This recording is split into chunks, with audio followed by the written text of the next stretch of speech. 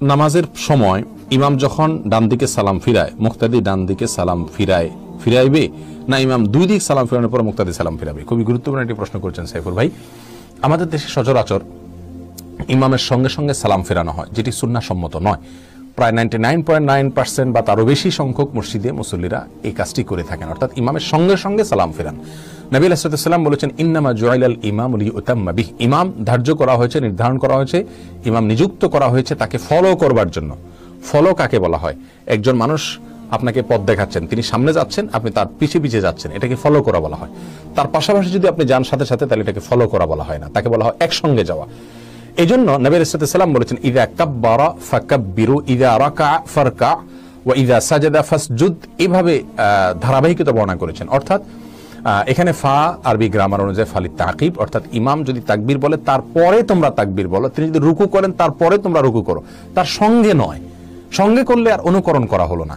অতএব ইমাম যখন আসসালামু আলাইকুম রাহমাতুল্লাহ, আসসালামু আলাইকুম রাহমাতুল্লাহ বলবেন, তারপরে মুসল্লি আসসালামু আলাইকুম বলা শুরু করবেন। এখন আমাদের সমাজে দেখা যায় ইমাম আসসালামু আলাইকুম বলছেন, মুসল্লির সাথে সাথে শুরু করে দিয়েছেন, তাহলে তো ইমামের ফলো করা হলো না।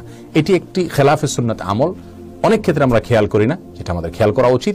ইমাম সালাম ফিরাবেন, তারপরে মুক্তাদি সালাম ফেরানো শুরু করবেন, তাহলে সেটা ফলো করা হবে, ইমামকে আনুগত্য করা হবে। আল্লাহ তাআলা আমাদেরকে তৌফিক দান করুন। সালাত শেষ হওয়ার পর ইমাম সাহেব সালাম ফিরালে মুক্তাদি কি দুই দিকে সালাম ফিরানোর পর সালাম ফিরাবে, নাকি ইমামের সাথে সাথে একদিকে সালাম ফিরাবে? দুই দিকে সালাম ফিরানোর পরে মুক্তাদি সালাম ফিরাবে। দুই দিকে ইমাম সাহেব দুই দিকে সালাম ফিরানোর পরে মুক্তাদি সালাম ফিরাবে। আমাদের সমাজ যেটা প্রচলিত আছে, এটার কারণে অনেক সমস্যা। কেন সমস্যা জানেন?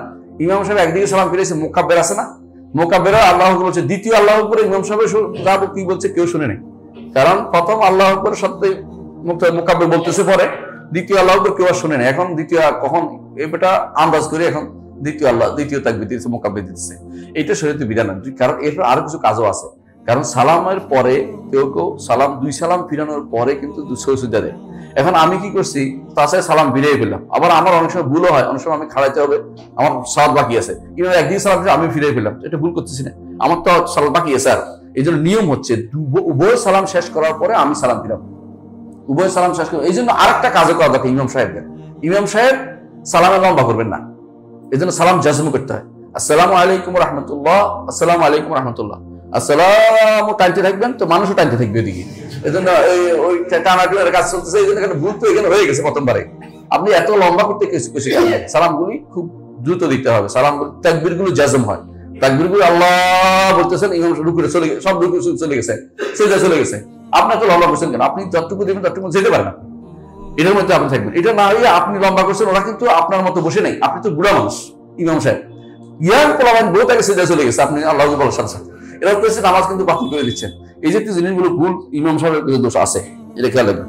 আচ্ছা, আর নিয়ম হচ্ছে, হাদিস আছে, রাসূলুল্লাহ সাল্লাল্লাহু আলাইহি ওয়াসাল্লাম বলেছেন, প্রত্যেকটি কাজ ইমামের পরপর করতে হবে, বেশি দেরিও না আর ইমামের সাথেও না, প্রতিযোগিতাও না। রাসূলুল্লাহ সাল্লাল্লাহু আলাইহি ওয়াসাল্লাম বলেছেন, আমি যতক্ষণ পর্যন্ত